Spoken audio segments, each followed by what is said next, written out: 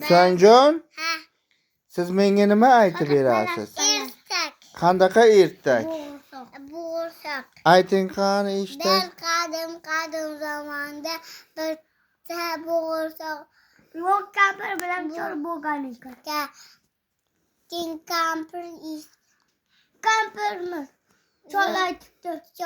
Kampirga aytibdi. Kampir menga bo'g'irsoq ber debdi. Men seni dada aslam aytmaydi. Mayli, jim tur. Men seni ambokmi debdi. Qoqibdi chiqibdi. Keyin bo'g'irsoqqa beribdi. Onu bo'lsa ham chiqibdi. Keyin beribdi. Tokchaga qo'yib hamma joy chiqibdi. Keyin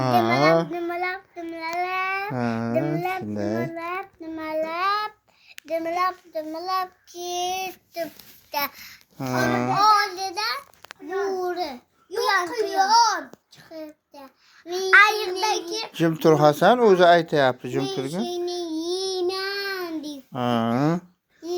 Men senga qo'shiqimda aytib yuraman debdi.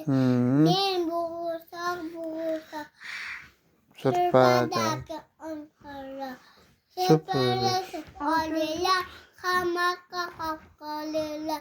Qochib ketdim supurdilar tovada. Qochib ketdim bobomdan. Qochib ketdim quyon deb.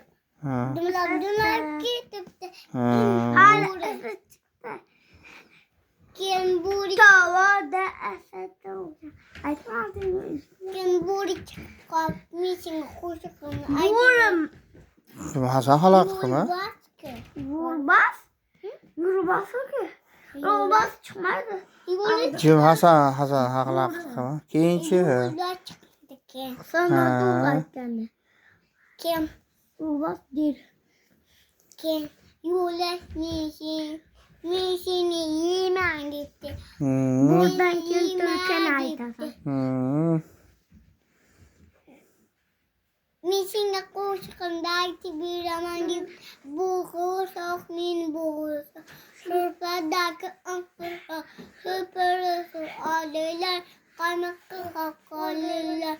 Qochib ketdi bobomdan. Tovada sirpandilar. Qochib ketdim bobomdan. Eshit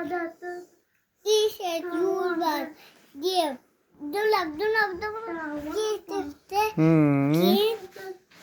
Keyin oldidan bo'ri chiqibdi. Tulki bo'ri chiqibdi. Bo'rini aytdi. Jim tur Hasan. O'zi aytursin, mayli. Bo'ri chiqibdi. Bo'ri. Keyin men seni yeyman deb bunimga aytib beribdi. Boshlaganda otib anqibdi yeb qo'ydi. Bo'rini aytdi. Oldi yeb qo'ydi. Tulki keladi. Bo'ldi, shu bilan keyin nima bo'pti? Murod maqsadiga yetib. Ha, rahmat. Malades. Endi Hasanjon aytadi.